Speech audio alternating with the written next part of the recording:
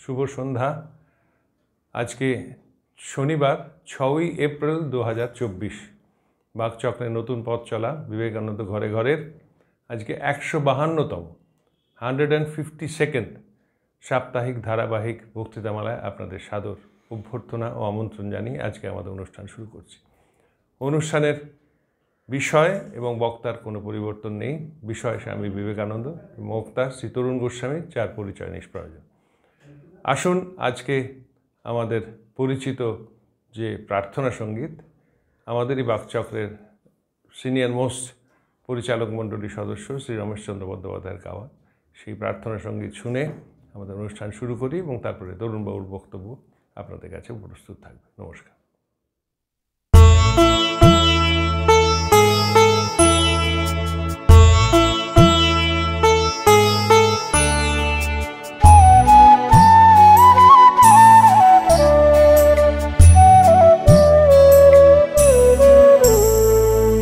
তোমারে করিয়াছি জীবনের ধ্রুবতারা, এ সমুদ্রে আরো কবু হব না গো পথহারা।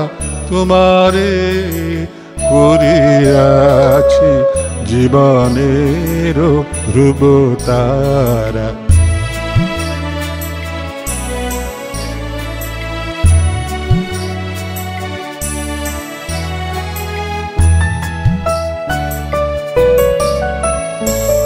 যেথায় আমি যাই না গো তুমি প্রকাশিত থাকো, যেথায় আমি যাই না গো তুমি প্রকাশিত থাকো। অকুল নয়ন জলে ঢালো গো কিরণ ধারা। তোমারে করিয়াছি জীবনের ধ্রুবতারা।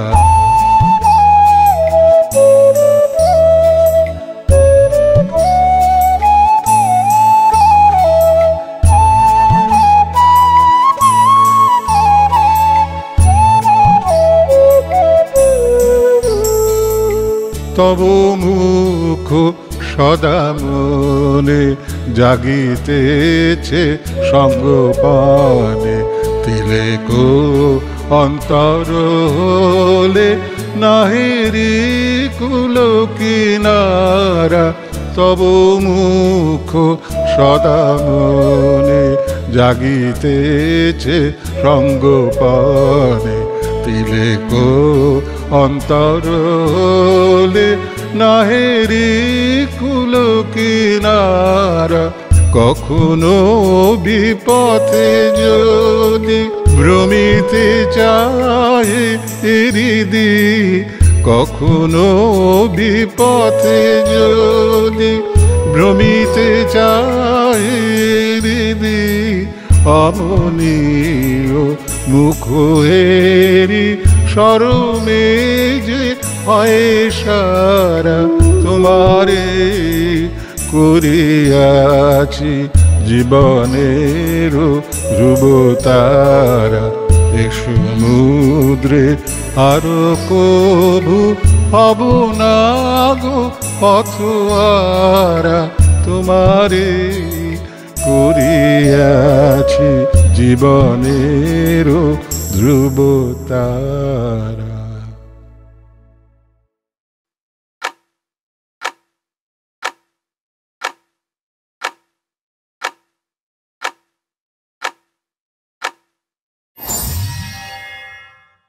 এই চিঠি স্বামীজি লিখছেন স্বামী রামকৃষ্ণানন্দজিকে। স্বামীজি যত চিঠি লিখেছেন তার গুরু ভাইদের, তার 60% চিঠি হচ্ছে রামকৃষ্ণানন্দজি লেখা, শশী মহারাজকে। আবার তাকে একটা চিঠিতে তিনি বলছেন যে শশীর ঠাকুরঘরকেই আমার ভয়, ঠাকুরঘর খারাপ নয়, তবে অল ইন অল হয়ে গেলে মুশকিল। আবার একটু যখন দরকার তাকে তিরস্কারও করেছেন। শশী মহারাজ অসম্ভব ভালোবাসতেন স্বামীজিকে। এই নামটা স্বামীজির ব্যবহার করার ইচ্ছে ছিল। শ্রীরামকৃষ্ণের মন্দিরের পূজারীর নাম দিয়েছিলেন রামকৃষ্ণানন্দ। অনেকে বলেন এই নামটা স্বামীজি ব্যবহার করতে চেয়েছেন যে তার নাম যদি রামকৃষ্ণানন্দ হয় কিন্তু সেটা শশী মহারাজের অধিক দাবির কাছে ছেড়ে দিয়েছেন, শঙ্করীবাবু লিখছেন। তো সেইখানে এটা হচ্ছে ডিয়ারবোর্ন অ্যাভিনিউ, শিকাগো, তিনি 1894 সালে লিখছেন, তোমাদের পত্র পাইয়া অতিশয় আনন্দিত হইলাম। মজুমদারের লীলা শুনিয়া বড়ই দুঃখিত। গুরুমারা বিদ্যে করতে গেলে ওই রকম হয়। আমার অপরাধ বড় নাই। মজুমদার 10 বছর আগে এখানে এসেছিল, বড় খাতির ও সম্মান। এবার আমার পোয়া বাড়ো, গুরুদেবের ইচ্ছা আমি কি করিব, এতে চটে যাওয়া মজুমদারের ছেলে মানুষই। খুব ক্যাজুয়ালি স্বামীজি লিখেছেন, কিন্তু প্রত্যেকটা কথা যন্ত্রণায় ভরা। প্রতাপ মজুমদার স্বামীজির যেভাবে পেছনে লেগেছিলেন, স্বামীজির পরিবার নিয়ে, বিশেষ করে তার মাকে নিয়ে যেভাবে খোঁটা দিয়েছিলেন, সাহেবদের সঙ্গে মিলে যাতে এই 30 বছরের ছেলেটা শেষ হয়ে যায়, তার এমন কিছু বাদ রাখেননি। আমার জীবনে বারবার মনে হয় যে মানুষের মধ্যে হিংসে তো কাজ করে, আবার সেই লোকটাই কি হচ্ছে। 1898 সালে থিয়েস্টিক কোয়ার্টারলি রিভিউ, সেইখানে শ্রীরামকৃষ্ণের কথা লিখছেন। বলছেন যে পৃথিবীর দুজন শ্রেষ্ঠ মানুষ আমার বন্ধু, একজন ডিসরেলি এবং আরেকজন গ্ল্যাডস্টোন। যখন তাদের সঙ্গে কথা বলতাম তখন ভাবতাম যে হুগলির যে ব্রাহ্মণ হুগলির ভাষায় কথা বলতেন, তার কাছে আমি কেন যাই। দেখেছিলাম তিনি পবিত্রময় মানুষ ছিলেন, তিনি আনন্দময় পুরুষ ছিলেন। এই পবিত্রতা এবং আনন্দ আমাকে বিশ্ববিদ্যালয়ের শিক্ষা দিতে পারেনি। সেই লোকটি শ্রীরামকৃষ্ণের সন্তান নরেন্দ্রনাথের পিছনে একদম লাগতে শুরু করলেন, কারণ তিনি ভেবেছিলেন যে শিকাগো ধর্ম মহাসভায় তিনি সবচেয়ে বেশি সমাদৃত হবেন। কেন হতে পারলেন না? তার কারণ হচ্ছে স্বামীজি যে কথাগুলো বলেছিলেন সেগুলো হৃদয়ের থেকে উচ্চারিত অনুভূতি, সেটি আর কারোর পক্ষে বলা সম্ভব ছিল না। শিকাগোয় যে 6টা বক্তৃতা আমরা পাই, 11, 15, 19, 20, 26, 27 এই সেপ্টেম্বর 1893 সাল, আমরা তো বিজ্ঞানের বক্তৃতাগুলো পাই না। সেইখানে আমরা দেখি যে স্বামীজি যেভাবে কথা বলেছিলেন, এই কথাগুলো একদম ভেতর থেকে বলা কথা, তাই তিনি অতখানি তাকে মানুষ গ্রহণ করেছিলেন। তাই বলছেন যে প্রতাপ মজুমদার রসিকতা করে বলছেন যে 10 বছর আগে এখানে এসেছিল, বড় খাতির ও সম্মান। এবার আমার পোয়া বাড়ো, এই একেবারে উত্তর কলকাতার বাংলা হয়ে গেল। এবার আমার পোয়া বাড়ো, গুরুদেবের ইচ্ছে আমি কি করব, এতে চটে যাওয়া মজুমদারের ছেলে মানুষই। সত্যি কথা তাই স্বামীজি লিখছেন। তারপর স্বামীজি তার গুরু ভাইদের যেগুলো লিখছেন সেইগুলো একটু মনে রাখবার মতন। বারবার শিষ্যকে বলছেন, এই গুরু ভাই রামকৃষ্ণকে বলছেন, I M A voice without a form, আমি আমার অমৃত বাণী। এই যে voice without a form Swamiji কেন বলছেন? কারণ স্বামীজির বারবার মনে হয়েছিল যে আমরা যেভাবে ঠাকুরকে দেখেছি সেইভাবে অন্য লোকের দেখার দরকার নেই, ঠাকুরের ভাবটা সবাই নিক। এটি চিঠিতে লিখছেন যে আমরা যেভাবে ঠাকুরকে দেখেছি সেখানে সবাই সেভাবে ঠাকুরকে দেখবে না। কী সুন্দর লিখছে দেখুন। আমরা তো বলতে পারি না, আমরা তো বললে পাগল হয়ে যাই। আপনি কোনো ধর্মীয় গুরু ছেড়ে দিন, আমরা যাদের কোনো নায়ক, কোনো গায়ক যাদের ভালোবাসি, তখন অন্য কিছু হলেই আমাদের ভেতর থেকে কিরকম একটা শিরশিরানি হয়। স্বামীজি বলছেন দেখুন, it is not at all necessary that all should have the same faith in our Lord as we have, but we want to unite all the powers of goodness against all the practices of evil. এ কল্পনা করা যায় নাকি? নিজের গুরু সম্বন্ধে বলছে। আমরা তো তাই মনে হয় যে আমাদের এখন রামকৃষ্ণ মিশনে একটা কাজ শুরু হয়েছে, নতুন দেখছি, এই খেলাটা আগে দেখিনি কোনোদিন। এখন ভক্তদের মধ্যে দেখতে পাচ্ছি যে সবাই বলার চেষ্টা করছেন যে তাঁর গুরুই নাকি শ্রেষ্ঠ। এটা একটা চূড়ান্ত অশিক্ষার ফল, কারণ আসল গুরু তো বিশ্ব চরাচর। শ্রীরামকৃষ্ণ বলতেন, 3টে কথা আমার বড় মনে কাঁটা দেয়, কর্তা, বাবা আর গুরু।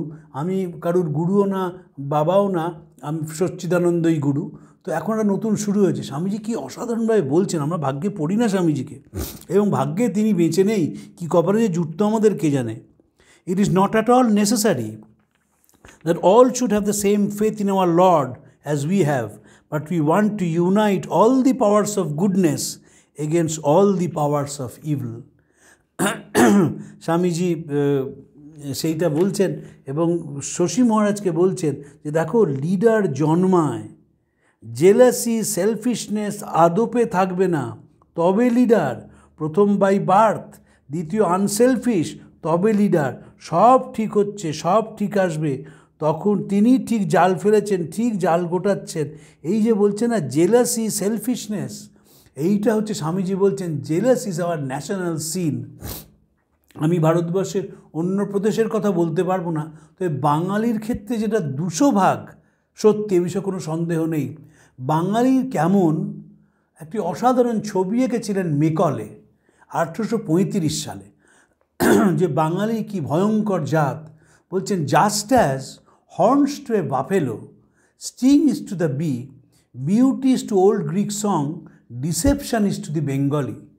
Large promises, smooth excuses, elaborate issues of circumstantial falsehood, chicanery, perjury and forgery are some of the weapons both used offensive and defensive by the people of Lower Ganges. আপনারা বলবেন তারা তো সম্ভব না, বাঙালি বাবা এরকম বড় এরকম বুদ্ধিমান জাতে হয় নাই কোনো দিন। মনে রাখতে হবে, বাঙালিরাই কিন্তু ঈশ্বরচন্দ্র বিদ্যাসাগরকে কলকাতা থেকে তাড়িয়ে দিয়ে কারমাটারে পাঠিয়ে দিয়েছিলেন। মনে রাখতে হবে, বাঙালিরা বলেছিলেন শ্রীরামকৃষ্ণ মৃগীডুগি, সাহেবরা বলেনি। উইলিয়াম হেস্টি তার ছাত্রকে বলেছিলেন দক্ষিণেশ্বরে যাও, সমাধি কাকে বলে দেখে এসো। জোসেফ কুক, তিনি শ্রীরামকৃষ্ণের প্রতি অত্যন্ত শ্রদ্ধাশীল ছিলেন, বাঙালি বলেছিল মৃগীডুগি। বাঙালি বলেছিল যে কায়েস্ত আবার নামের আগে সন্ন্যাসী কি। ধরুন স্বামীজি চলে গেলেন, বিদেশ থেকে ফিরলেন, কই আলাসিঙ্গার মনে তো প্রশ্ন হয়নি যে স্বামীজি ওখানে কী খেতেন, কই সুব্রমণ্য আয়ারের তো প্রশ্ন হয়নি, নাজার রাওয়ের কোনো প্রশ্ন হয়নি। তা কেন এই প্রশ্নটা এদেশে হলো? প্রমোদা দাস মিত্র তো বাঙালি ছিলেন, তিনি বললেন আরে কায়েস্তর ছেলে নামের আগে স্বামী লিখছে, হয় নাকি, সম্পর্ক কাটিয়ে দিলেন। বাঙালি বিচিত্র জাত। বাঙালি এত অপমান করেছিল রবীন্দ্রনাথকে যে নোবেল পুরস্কার পাওয়ার পর যখন এরা রবীন্দ্রনাথকে সম্বর্ধনা দিতে গেল শান্তিনিকেতনে, যন্ত্রণায় বললেন এই মণিহার আমায় নাহি সাজে। ফলে বাঙালি ভাবতে হবে সবসময় যে চিরকাল যারা বড় তাদের খাটো করার চেষ্টা করেছে, এবং জেলাসি এবং সেলফিশনেস এইটা হচ্ছে বাঙালি রক্তমজ্জায় হাড়ে মিশে গেছে। তার কারণ সাহেবরা বাঙালি করণিকদের কিছু বেতন লোককে বাড়িয়ে কিছু বেতন লোককে কমিয়ে এমন একটা ব্যালেন্স মেনটেন করতেন যাতে কোনো দিন বাঙালি কোনো জায়গায় পৌঁছতে না পারে। মনে রাখবেন, বাঙালির যে এখন ভারতবর্ষের দুরবস্থা তার প্রধান কারণ হচ্ছে সাহেবরা। শিক্ষা ব্যবস্থার মধ্যে দিয়ে এই যাত্রাটি তো প্রথম সিদ্ধানাটা ভেঙেছিল। মেকলে কিন্তু গিয়ে মাদ্রাজিদের সম্বন্ধে কোনো কথা বলেননি, মারাঠিদের সম্বন্ধে বলেননি, গুজরাটিদের সম্বন্ধে বলেননি। তিনি বললেন কলকাতা দেখে গেলাম, একটা চোর খুঁজে পেলাম না, নতুন শিক্ষা ব্যবস্থা চালু করতে। এবং এখানেই তো ইংরেজি শিক্ষা শুরু হলো। ইংরেজি শিক্ষা বোম্বেতে শুরু হয়নি, ম্যাড্রাসে শুরু হয়নি, দিল্লিতে শুরু হয়নি, শুরু হলো কলকাতায়। এবং ইংরেজি শিক্ষার মাধ্যমে বাঙালিকে এইসব করাপশান, মেন্টাল করাপশান ঢুকিয়ে দেওয়া হলো। তাই স্বামীজি বলছেন জেলাসি এবং সেলফিশনেস থাকলে সে লিডার হতে পারে না। লাভ কনকার্স ইন দ্য লং রান, লিখছেন রামকৃষ্ণানন্দজিকে। তারপর তিনি বলছেন একটা বড় দোষ সন্ন্যাসের গরিমা, ওটা প্রথম দরকার ছিল, এখন আমরা পেকে গেছি, ওটাকে একেবারেই নাই। বুঝতে পেরেছ? সন্ন্যাসী আর গৃহস্থের কোনো ভেদ থাকবে না, তবে যথার্থ সন্ন্যাসী। সকলকে দেখে বুঝিয়ে দেবে। মাস্টার, ডিসি ঘোষ, রামদা, অতুল আর সকলকে নিমন্ত্রণ করে যে 5-7টা ছোঁড়ারা মিলে যাদের 1 পয়সাও নেই একটা কার্য আরম্ভ করলে এখন এমন অ্যাক্সিলারেটেড গতিতে বাড়তে চলল, এ হুজুগ কি প্রভুর ইচ্ছা? যদি প্রভুর ইচ্ছা তবে আমরা দলাদলি পরিত্যাগ করে ইউনাইটেড অ্যাকশান করব। শুধু এইটুকুনি পড়লেই না জ্বলন শুরু হয়ে যাবে, পড়ে না তো কেউ। আমি বারবার বলি জানেন তো, বিবেকানন্দ চর্চায় আমার কোনো অহংকার নেই, কিন্তু আমি এত ভালোবাসি স্বামীজিকে যে আমার বারবার মনে হয় এইসব কথাও লোককে শোনানো উচিত। বলছেন যে আমার বড়দোষ সন্ন্যাসের গরিমা, ওটা প্রথম দরকার ছিল আমাদের একটা বড়দোষ সন্ন্যাসের গরিমা, ওটা প্রথম দরকার ছিল। এখন আমরা পেকে গেছি, ওটার আবশ্যক একেবারেই নাই। এবং দেখবেন এখন নতুন শুরু হয়েছে রামকৃষ্ণ মিশনে, কোনো দিন শুনিনি যে সাধুরা অলৌকিকত্বের গল্প বলছে। আগে ছিল না, কোনো দিন শুনিনি।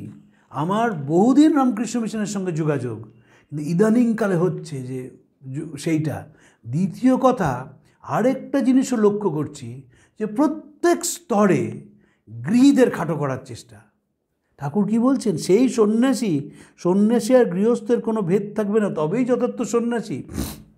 আমার গুরু মহারাজ, তিনি রামকৃষ্ণ মিশনের অধ্যক্ষ হয়েছিলেন, স্বামী ভূতেশানন্দজি। যখন বিয়ের পর মহারাজের কাছে গেলাম, তখন মহারাজ বললেন, শোন, আমরা একভাবে আর তোরা আরেকভাবে সেই সত্যকে পৌঁছানোর চেষ্টা করছি, কিন্তু এখন নানাভাবে আমরা দেখি, আমি সব জায়গায় যাই, সেখানে গৃহস্থদের নানা রকম কথা হয়, গৃহস্থরা চলে গেলে তাদের অসাক্ষাতে নানা রকমভাবে তাদের সমালোচনা করা হয়, কিন্তু আগে এরকম ছিল না। এবং স্বামীজি বলছেন যে আমাদের কি করতে হবে, সব স্তরে দলাদলি, জেলাসি, ইউনাইটেড অ্যাকশন নিয়ে শেমফুল আমরা ইউনিভার্সাল রিলিজন করছি দলাদলি করে। এটা আরও বড় কথা যে আমরা যে ইউনিভার্সাল রিলিজনের কথাটা বলছি, সর্বজনীন ধর্মের কথা, সেখানেও দলাদলি থাকছে। যদি গিরিশ ঘোষ মাস্টারমশাই রামবাবু ওইটি করতে পারে, তবে বলি বাহাদুর আর বিশ্বাসী, নইলে মিছে ননসেন্স। ইউনিভার্সাল রিলিজন আমরা বলছি, কিন্তু দলাদলি করে একেবারে মূলে আঘাত করেছেন স্বামীজির। মজার ছিল হচ্ছে যে সক্রেটিসের মতন ঠিক কপালের মাঝখানে আঘাতটি করতে পারতেন। এবং সবাইকে তাই বারবার বলছেন যে আমাদের কী দরকার, ওই জেলাসি, ওই অ্যাবসেন্স অফ কনজয়েন্ট অ্যাকশান, কার্য করিবার শক্তির অভাব, গোলামের জাতের নেচার, এগুলো আমাদের ঝেড়ে ফেলতে হবে। আমাদের এই গোলামের নেচার ঝেড়ে ফেলতে হবে। এবং টেরিবল জেলাসি ক্যারেক্টারিস্টিক আমাদের বিশেষ বাঙালির, কারণ উই আর দ্য মোস্ট, এবার স্বামী যেটা সাংঘাতিক কথা বলছেন বাঙালি সম্বন্ধে, মেকরের থেকেও ভয়ঙ্কর, we are the most worthless and superstitious and the most cowardly and lustful of all Hindus. বাঙালি দেখেছিলেন তো, উত্তর কলকাতার ছেলে ছিলেন, জানতেন বাঙালি কি, তাই বলছেন যে একেবারে we are the most worthless and superstitious and the most cowardly and lustful of all Hindus. এই যে হিন্দুদের মধ্যে লাস্টফুল কথাটা খুব গুরুত্বপূর্ণ।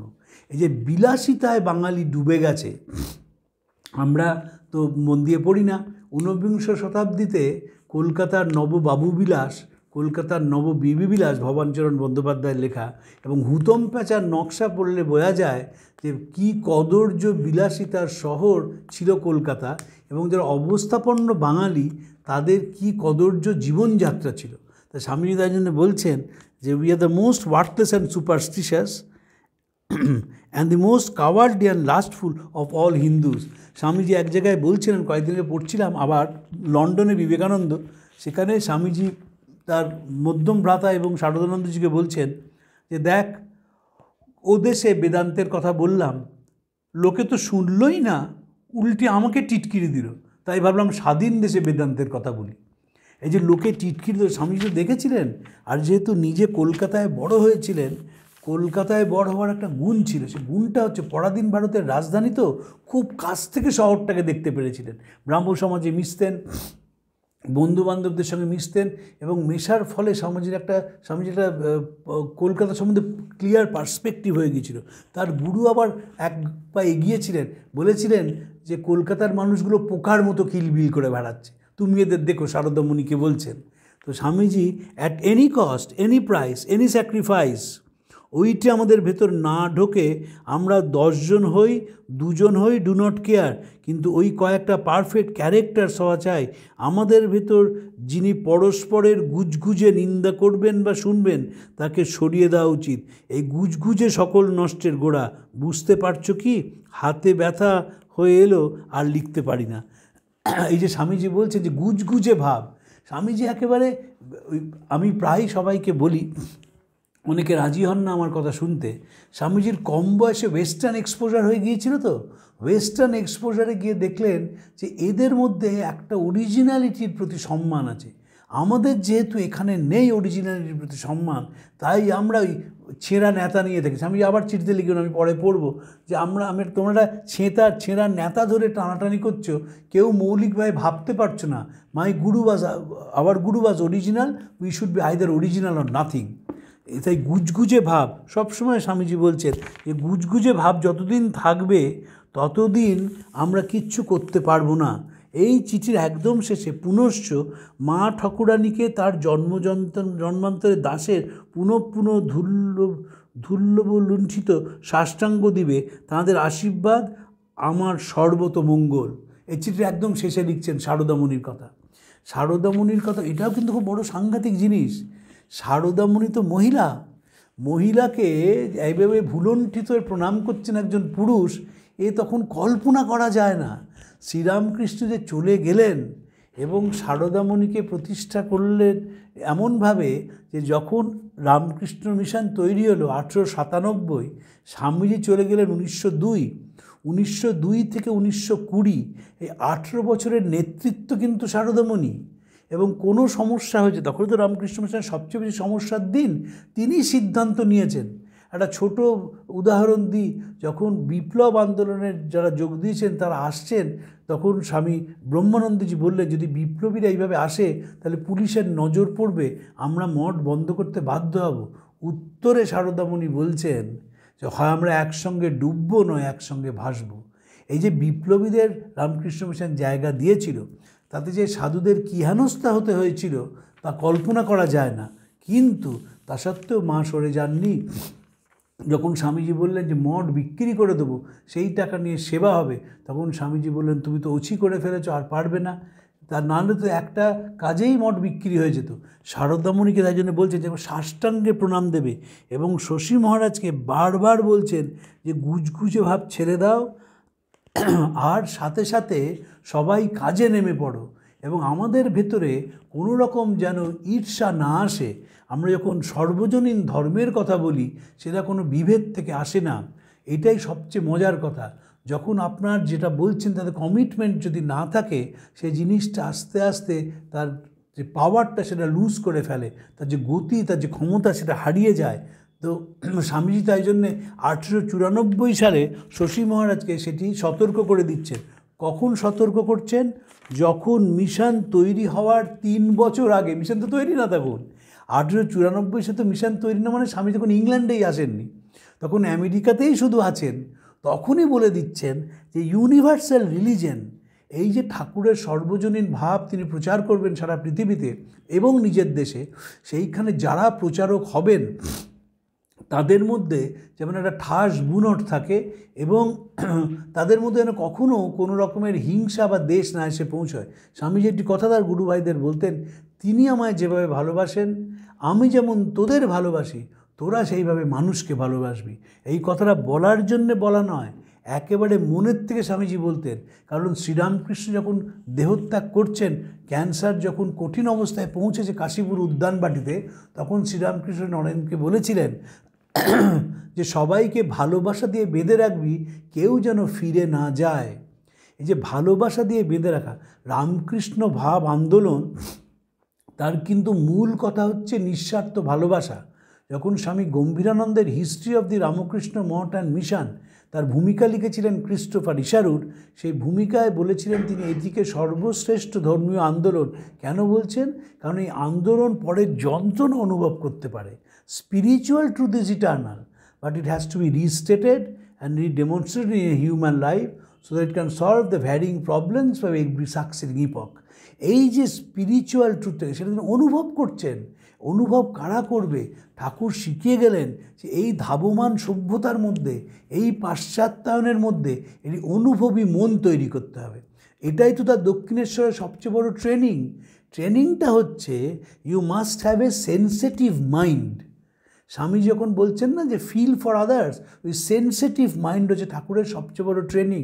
এবং পাশ্চাত্যে স্বামীজিকে পাঠিয়েছিলেন তার ভারতবর্ষের দর্শন প্রচার করার জন্যে স্বামীজি শেষ চিঠি লিখেছিলেন ন্যান্সি হ্যান্সব্রোকে। সেখানে স্বামীজি বলছেন, যদি জাপান আধ্যাত্মিকতার দিকে না যায় কি অবস্থা হবে আমি বলতে পারি না। সেটি শেষ চিঠি স্বামীজির। এবং আধ্যাত্মিকতায় জাপান গেল না, না যাওয়ার জন্য কি হলো, কারিগরি প্রযুক্তিতে একটা উন্নত দেশ, এতখানি মানসিক যন্ত্রণা যে তারা উইপিং ডে পালন করছে, মানুষ কাঁদছে গিয়ে মনোবিজ্ঞানীদের কাছে। এবং যদি ভেতর থেকে ইউনিভার্সাল রিলিজিয়ন না হয় তার কি সমস্যা হয়। দ্বিতীয় বিশ্ব মহাযুদ্ধে আমরা দেখলাম যে সকলের অজান্তে দুটি শহরকে নিশ্চিহ্ন করে দেওয়া হলো, হিরোশিমা এবং নাগাসাকি, দুটি অ্যাটম বোম ফেলে। তারপরে 1950 সালে আলবার্ট আইনস্টাইন এবং বার্ট্রান্ড রাসেল তারা যে সব রাষ্ট্রনায়কদের চিঠি পাঠালেন, সেই চিঠির মূল কথা ছিল যে আমাদের ভেতরে একজন শিল্পী বাস করছে, সেই শিল্পীকে ছেড়ে দাও যাতে সে সর্বত্র আনন্দ এবং শান্তির বাণী প্রচার করতে পারে। There is an artist in every one of us, let him loose to spread joy everywhere. এই যে স্প্রেড জয় এভরিওয়্যার যখন হবে, তার ফার্স্ট কন্ডিশনটা হচ্ছে যে কোনো রকমের কোনো মানুষকে খাটো করা বা কোনো মানুষকে কোনোভাবে চাপ সৃষ্টি করা চলবে না। স্বামীজি দেখবেন বারবার তাই জন্য বলছেন ইউনিভার্সাল রিলিজনের কথা। যখন ইউনিভার্সাল রিলিজনের কথা কেমন, স্বামীজি তার শিকাগো বক্তৃতার 19শে সেপ্টেম্বর তার ডেফিনেশন দিয়েছিলেন, বলেছিলেন উদারতায় সেই ধর্ম তার অনন্ত হাত বিস্তৃত করে পৃথিবীর সব মানুষকে আলিঙ্গন করবে। সেই ধর্মে কারোর প্রতি অসহিষ্ণুতা বা পীড়নের কোনো স্থান থাকবে না। সেই ধর্ম সকলের দৈব অস্তিত্ব স্বীকার করবে এবং তার মূল কাজ হবে সেই দৈব অস্তিত্ব সহায়তায়। সেই ধর্ম পুরুষ এবং নারী, সাধু এবং পাপী সকলের ওপর তার আলোকে বিচ্ছুরিত করবে। এই যে সাংঘাতিক কথাটা 30 বছরের ছেলের, এর প্রত্যেকটিকে তিনি জীবনে অনুসরণ করেছেন এবং চেয়েছেন এই অনুসরণ যদি তার দেশ করে তবে সেই দেশ জেগে উঠবে। স্বামীজি সেই জন্যেই সব তৈরি করেছিলেন, তার যে মঠ তৈরি করা, সেবার মধ্যে দিয়ে একেবারে শেষ দিন শিষ্যকে বলছেন, যখন মানুষের কষ্ট দেখি তখন মনে হয় রেখে দে তোদের ঘণ্টা নাড়া, শাঁখ বাজানো, এই মানুষগুলো একটু স্বস্তি দানের চেষ্টা করি। জামশেদজি টাটাকে জাহাজে বলছেন ও শুধু স্টিল আমদানি করলে হবে না, এমন একটি শিক্ষা প্রতিষ্ঠান করতে হবে যাতে আমাদের ছেলেমেয়েরা মৌলিক গবেষণা করতে পারে। মাইসুরের মহারাজা তার বাড়ির ঘর খুলে দিয়েছেন কয়েকটা দরিদ্র ছেলেমেয়েদের পড়বার জন্যে, তাকে অভিনন্দিত করে ইউরোপ থেকে চিঠি লিখছেন 1895 সালে। এই জীবন কয়েকদিনের, জীবনের চাকচিক্য কয়েকদিনের, সেই বেঁচে থাকে যে পরের জন্য বেঁচে থাকে, বাকিরা মৃত প্রেততুল্য। কিন্তু এই যে মূল দর্শন স্বামীজির, সেই দর্শনটিকে যদি প্রয়োগ করতে হয়, সেই প্রায়োগিক দর্শন, প্র্যাকটিক্যাল যে বেদান্তর কথা স্বামীজি বলছেন, বা বিবেকানন্দের যে দর্শন, যদি প্র্যাকটিক্যাল ইমপ্লিমেন্টেশন করতে হয়, তার প্রথম দরকার হচ্ছে নিজেদের মধ্যে হিংসে ত্যাগ করা, গুজগুজে ভাব ত্যাগ করা এবং নিঃস্বার্থপর হওয়া। যদি স্বার্থ চলে আসে আর সেই কথাগুলো যদি মানুষ বলে, মানুষ সেটাকে শোনে না এবং সেই প্রতিষ্ঠানও আস্তে আস্তে শেষ হয়ে যায়। তাই জন্য আমরা যখন স্বামীজি পড়ব, আমরা যদি চেষ্টা করি একটু নিঃস্বার্থপর হওয়ার, আমরা যদি চেষ্টা করি আমাদের ভেতরে হিংসাটা একটু কমিয়ে ফেলার, আমরা যদি চেষ্টা করি গুজগুজে ভাব না হওয়ার, আমি বিশ্বাস করি এই চিঠিগুলো যদি কেউ মন দিয়ে কয়েকবার পড়ে তার ভেতরে পরিবর্তন আসতে বাধ্য। কারণ স্বামীজি নিজেই বলছেন যে আমার চিঠি পড়বে সে আমার শক্তি পাবে। রোমারোলা বলছেন যে বিবেকানন্দের কথার সঙ্গে বেটোভেনের সঙ্গীতকে তুলনীয়। বেটোভেনের সঙ্গীত যেমন আমাদের প্রাণিত করে, সেই সঙ্গীতের ঝঙ্কার যেন আমাদের অন্য স্তরে নিয়ে যায়, সেই সঙ্গীতের মধ্যে যেন আমরা আনন্দ খুঁজে পাই, বিবেকানন্দের বাণীও ঠিক তাই। বিবেকানন্দের বাণী পড়লে, বিবেকানন্দের চিঠি পড়লে, লেখা পড়লে আমরা সত্যি অন্য স্তরে পৌঁছে যাই, নিজেদের আবিষ্কার করতে শিখি এবং নিজেদের খুঁজে পাই। এমন একটা আনন্দের জগতের তিনি আমাদের পরিচয় করিয়ে দেন, সেই জগতে কোনো দুঃখ নেই, কোনো যন্ত্রণা নেই। মানুষকে সেবা করে আমরা কৃতার্থ এবং ধন্য হতে পারি। আপনাদের নমস্কার জানিয়ে আজকে শেষ করছি। প্রাণারাম প্রাণারাম প্রাণারাম প্রাণারাম প্রাণারাম প্রাণারাম, কি যেন লুকানো নামে তাই মিষ্ট এত তব নাম। প্রাণারাম প্রাণারাম প্রাণারাম। প্রাণারাম।